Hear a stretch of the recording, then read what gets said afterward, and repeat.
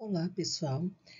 Nós vamos falar de um assunto acho que é bem importante para nós que estamos estudando bioética, que é as questões que envolvem a eutanásia e a distanásia. Então, nós temos esse texto. É melhor a morte do que a vida cruel? O repouso eterno do que uma doença constante? Então, muitas vezes, o que é a morte? O que é viver essa finitude? Que nós muitas vezes nós temos isso como um preconceito de falar sobre a finitude, sobre a morte, porque nós vamos perder pessoas e nós falamos até em perder, né? Que nós vamos perder alguém. Na verdade, nós temos esses receios, esses medos, porque nós amamos as pessoas e queremos que essas pessoas fiquem ao nosso lado, se pudesse, para sempre, né? Como diz meu netinho, ele fala: vovó, eu quero ficar com você para sempre. Eu falo: graças a Deus. Mas como que é isso, né? A gente enfrentar essas situações? Às vezes é muito difícil. Então, como nós falamos, a questão da negação da morte, né? Ó, sociedade que nega a morte. Vivemos uma sociedade que nega a morte. Assim, a sociedade de consumo proclama: para saber viver bem, esqueça que você deve morrer, porque você tem que consumir até morrer, né? A morte como fim da vida é totalmente inaceitável ou impensável. Precisa ser aniquilado esse pensamento de pensar em morrer. A morte é temível, ela nos corta dos outros, daqueles que vivem, e é isso que é o nosso castigo mais temido. A gente pensa que a morte é o nosso maior castigo.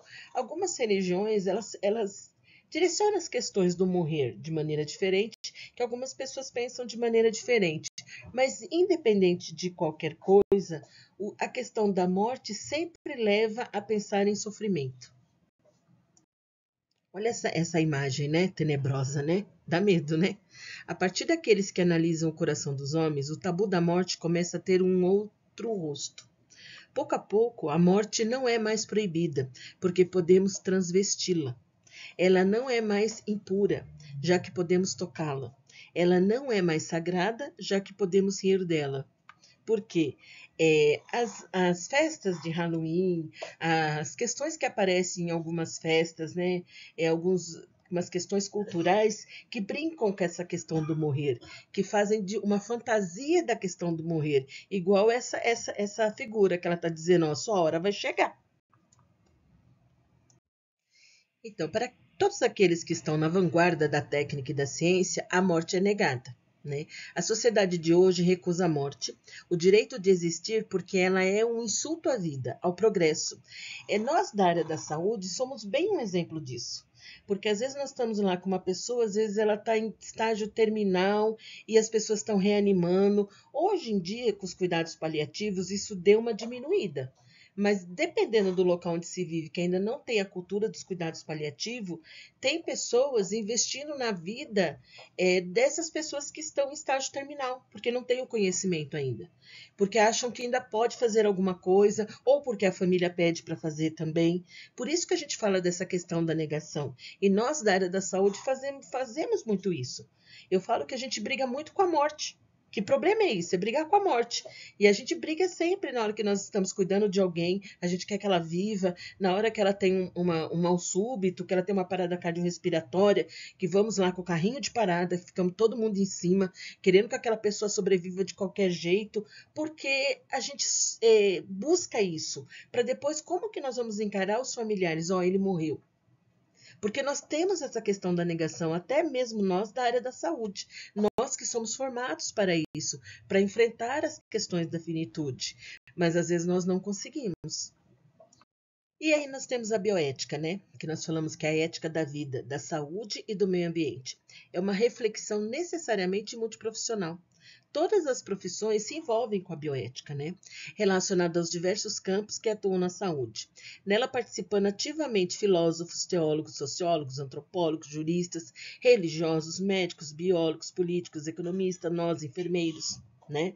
A sua perspectiva é autonômica, é humanista. Tende a ver a pessoa na sua globalidade, ou seja, eu não vejo o indivíduo num momento só. Eu vejo aquele indivíduo como um todo. Ele, o profissional, ele, o pai de família, ele, aquela pessoa da comunidade, o amigo da comunidade. Essa é a globalidade de ver o ser humano. E aí nós vamos trazendo alguns conceitos importantes, né, que é a eutanásia. O que significa a eutanásia, né? É um conceito clássico de eutanásia, é tirar a vida do ser humano por considerações humanitárias, para a pessoa ou para a sociedade, no caso de deficientes, anciãos, enfermos e incuráveis. Algumas sociedades têm a eutanásia como método legal. Por exemplo, nos Estados Unidos, a eutanásia é legalizada. Se a pessoa, de repente, ela tem uma doença, ela descobriu que ela tem uma doença terminal e ela quer abreviar a vida dela, nos Estados Unidos pode. Eles têm uma legislação para isso. Para nós aqui, nessa questão no Brasil, isso é proibido. Nós não temos legislação para eutanásia. Por isso que nós temos essa questão da finitude tão assim, com tantos preconceitos que nós vivemos, né? Hoje em dia, até que está, que nem eu falo sempre, volto sempre a frisar, a questão dos cuidados paliativos deu uma diferenciada nesse contexto, porque as pessoas conseguem ser preparadas para essa finitude. A família é preparada, a equipe multidisciplinar trabalha em cima, mesmo assim ainda é difícil, não é dizer que é fácil, é difícil. Mas você já pensa em cuidar da pessoa dentro da sua casa, para ela ter um cuidado, para ela ter uma morte digna dentro de casa. Eu tive como exemplo a minha sogra, que eu falei para vocês. Eu cuidei por 10 anos da minha sogra com Alzheimer. Depois, o Alzheimer é uma doença muito agressiva no seu estágio terminal. Ele é agressiva demais, a pessoa fica assim, além de deixar de conhecer as outras pessoas, ela começa a perder todos os sentidos. É horrível, gente. É só a gente, quem passou que sabe, né? Mas eu não quis interná-la, ela ficou em casa, a gente ficou cuidando, foi fácil? Claro que não foi, porque trabalhava tudo, meu marido é filho único, mas o meu netinho conviveu com a Bisa, e hoje ele lembra da Bisa. E ele, toda vez ele fala, e a Bisa tinha tanto machucado, né, vó? Eu falei, e a gente curava os machucados dela, né? Mas essa é a questão. Então, é esse lado humanitário. A gente precisa entender que as pessoas, na sua finitude, precisam ter dignidade para morrer. E como que nós queremos a nossa finitude? A gente às vezes tem que parar para pensar, né? Então, a eutanásia acaba sendo isso, é abreviar a vida. No Brasil, nós não temos essa perspectiva de eutanásia, mas em outros países isso existe. E aí, então, a gente fala que isso é uma questão de bioética e de moral, porque muda de acordo com a sociedade. Aí nós temos alguns tipos de classificação da eutanásia, né? Ó, eutanásia ativa. Ato deliberado de provocar a morte sem sofrimento do paciente por fins misericordiosos. Então, o paciente está lá com uma doença terminal, ou ele está com um câncer e ele quer morrer, mas ainda ele não quer sofrer, na verdade, né? Ele não quer passar por todo o sofrimento do estágio avançado da doença. Ele pede misericórdia porque ele quer morrer. Isso é eutanásia. Uma pessoa que é, por exemplo, uma pessoa que foi condenada à morte. Aí também tem uma eutanásia ativa, que ela, por fins misericordiosos, ela é condenada à morte para não viver numa prisão perpétua. Às vezes ela prefere a eutanásia ativa, nesse sentido. A eutanásia passiva ou indireta é a morte do paciente ocorre dentro de uma situação de terminalidade. É diferente da ativa. A ativa é ato misericordioso. A indireta ou passiva é aquela que você deixa de fazer cuidados médicos. É que você tem uma inação.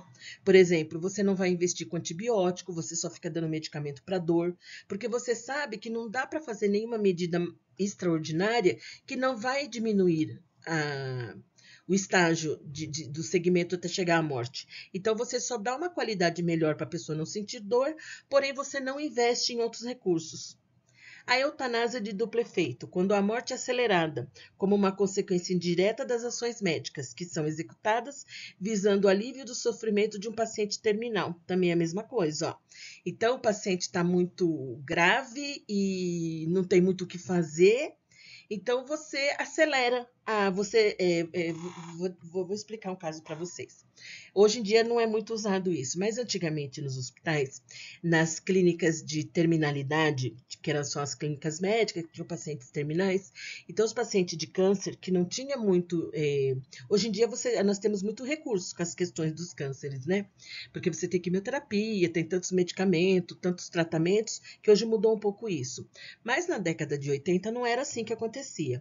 Então, era instalado no paciente uma solução chamada M1, que ia morfina, Fenergan, dentro do soro para o paciente. O que fazia esse medicamento? Esse medicamento ia induzindo o paciente até ele ter depressão respiratória. Aí ele vinha à falência de múltiplos órgãos. E isso é uma eutanásia de duplo efeito. Tinha M1, M2 e M3, que era chamado. Conforme a quantidade de medicamentos dentro do soro colocado, M1 era uma ampola, M2 duas ampolas, M3 três ampolas. Então, quem trabalhou muito tempo atrás, eu não sei se hoje ainda existe isso nos hospitais, mas era utilizado nas unidades de terminalidade, que era para aliviar o sofrimento do paciente. E nós temos a classificação quanto a consentimento, né? Eutanásia voluntária, quando a morte é provocada atendendo uma vontade do próprio paciente. A involuntária, quando a morte é provocada contra a vontade do paciente. Ele não quis aquilo e fizeram aquilo. Eutanásia não voluntária. Quando a morte é provocada sem que o paciente tivesse manifestado sua posição em relação a ela. Ele não falou nada, se queria ou se não queria. É diferente da involuntária. A involuntária, ele não quer. A não voluntária não sabe se ele queria ou se ele não queria. É assim que acaba funcionando, fica no meio termo. A gente vem para um outro conceito, a distanásia. A distanásia, na verdade, é o distanciamento da morte. Se eu tenho a eutanásia, que é a abreviação da vida, a distanásia é distanciar a morte. E aí, segundo o dicionário Aurélio, ele conceitua como morte lenta, ansiosa e com muito sofrimento. Trata-se de um neologismo de origem grega, né? E, portanto, a distanásia, etimologicamente falando, no teor da palavra, ela significa prolongamento exagerado da agonia. Ou seja, a pessoa está num estado grave, vai morrer, mas você faz de tudo para ela continuar vivendo. Então, isso é um pouco de distanásia. Eu acho que eu fiz um pouco de distanásia com a minha sogra. Eu fico pensando às vezes. Porque quando ela estava assim, já bem gravezinha, eu coloquei cateter nasointeral, dava dieta. Depois eu vi que ela ia agoniando, eu falei, não. Aí aluguei tambor de oxigênio, coloquei oxigênio nela. Então, isso foi abreviando. Quando eu vi que não tinha mais o que fazer, a hora que eu desliguei o oxigênio, é como se eu tivesse feito uma eutanásia. Porque aí ela morreu, só que ao mesmo tempo eu também estava fazendo uma distanásia, porque eu estava prolongando todo aquele sofrimento dela. Vocês conseguem perceber isso? Então, às vezes, a gente passa por essas situações, né? A distanásia também ela é um fator complicante. E aqui no Brasil, eu acho que nós praticamos bastante a distanásia, porque a gente vê muito nos hospitais, às vezes, pessoas idosas de 90 anos, que você não tem muito o que melhorar a qualidade de vida dela, que ela devia estar em casa com a família, e ela está numa maca, de qualquer jeito, dentro do hospital, ou dentro de uma UPA, que seja. Então, isso é uma distanásia. Você está prolongando a vida dela de maneira inadequada também. Porque isso não é bom, você está dando sofrimento para ela, né? É um sofrimento da morte. E aí nós temos algumas questões e alguns dilemas polêmicos, né? A questão: até que ponto se deve prolongar o processo de morrer quando não há mais esperança de vida, da pessoa ter novamente saúde, ela ser saudável, né? Já que nessa fase todo esforço terapêutico só adia o inevitável e prolonga a agonia e os sofrimentos humanos. E aí o dilema: manter a pessoa morta viva interessa a quem? É imprescindível ter clareza conceitual neste terreno polêmico, né? De um lado, temos a eutanásia, a abreviação da vida. Do outro, a distanásia, prolongamento da agonia, do sofrimento e adiamento da morte. Então, são questões que a gente tem que pensar e nós temos que refletir, por isso que é tão importante esses assuntos. E aí, entre esses dois extremos, a atitude que honra a dignidade humana e preserva a vida é a ortotanásia. Outro conceito, para falar da morte digna, sem abreviações desnecessárias e sem sofrimentos adicionais. Isto, morte em seu tempo certo. Então, ou seja, é a ortotanásia. As coisas acontecem no tempo certo, sem fazer nada mirabolante, nem para prolongar a morte e nem para abreviar a morte. E aí nós colocamos o ideal da ortotanásia, né? A ortotanásia é a arte de morrer bem, sem ser vítima de mistanasia, a morte infeliz, né? Por um lado, ou de distanásia, por outro, ou sem recorrer à eutanásia, né? O grande desafio da ortotanásia é o morrer corretamente, humanamente, É como resgatar a dignidade do ser humano na última fase da sua vida, especialmente quando ela for marcada por dor e sofrimento. Então, tem pessoas que passam a vida inteira sofrendo e quando chega na hora de morrer ainda sofre mais ainda. Isso é muito triste, né? A gente fica pensando, né? E aí a gente fica pensando, como será que eu quero a minha morte? Eu quero estar perto de quem? Eu quero morrer perto de quem? Então, com certeza ninguém vai escolher que vai querer estar no hospital vendo todo mundo que não conhece. Eu acho que ninguém gostaria de escolher isso. E aí, como a gente falou um pouquinho de cuidados paliativos, ó, fundamentalmente, a filosofia dos cuidados paliativos procura operacionalizar na prática a visão da ortotanásia, ou seja, vem de hóspice, uma nova maneira de ajudar alguém perto da morte. Hóspice não é hospício, é uma instituição que é denominada instituição para pacientes mentais. Nesse caso que fala de hóspice, é uma maneira de ajudar alguém a morrer de maneira digna. Trata-se de uma instituição voltada para os cuidados dos que têm de enfrentar a morte. A tradução em português mais próxima do seu significado seria hospital-lar. Preferimos manter o termo no seu original, que é hóspice. Então, esse termo vem do inglês, que chama hóspice. E aí nós podemos imaginar que hóspice significa hospital-lar, a pessoa morrer com estrutura de tratamento dentro da sua casa. E aí, ó, apesar de todas as reações emocionais que a morte acarreta, os profissionais da saúde têm o dever de permitir que o doente tenha uma morte digna, com o maior conforto possível e no tempo certo, sem pretender adiá-la ou atrasá-la indevidamente. Então, nós da área da saúde temos que sempre pensar nessas questões, né? Se eu tenho uma pessoa que eu estou tratando que ela está em estado terminal, como que eu vou cuidar dessa pessoa? Como que eu vou deixar ela? De repente ela urina, ela evacua na roupa, na cama. Eu tenho que deixar ela de maneira digna, eu tenho que limpá-la. Eu tenho que deixar ela de uma maneira confortável. E tem muita gente que fala, ela já está terminal, deixa aí, depois troca. Não é assim que funciona. Como que eu gostaria de ser tratado? Como que eu gostaria que cuidassem dos meus familiares? É assim que nós temos que pensar. E a morte é um processo, mas as pessoas precisam morrer com dignidade. E eu tenho que avaliar isso enquanto enfermeiro. Eu tenho que observar isso e eu fazer o meu melhor para aquela pessoa, para aquela família. Trazer aquela família para perto, já que eles não podem levar em casa, porque tem muita gente que tem preconceito de deixar a pessoa em casa, tem receios, tem medo. Mas então a família pode ficar mais próxima, até mesmo dentro do hospital. Isso é muito importante, né?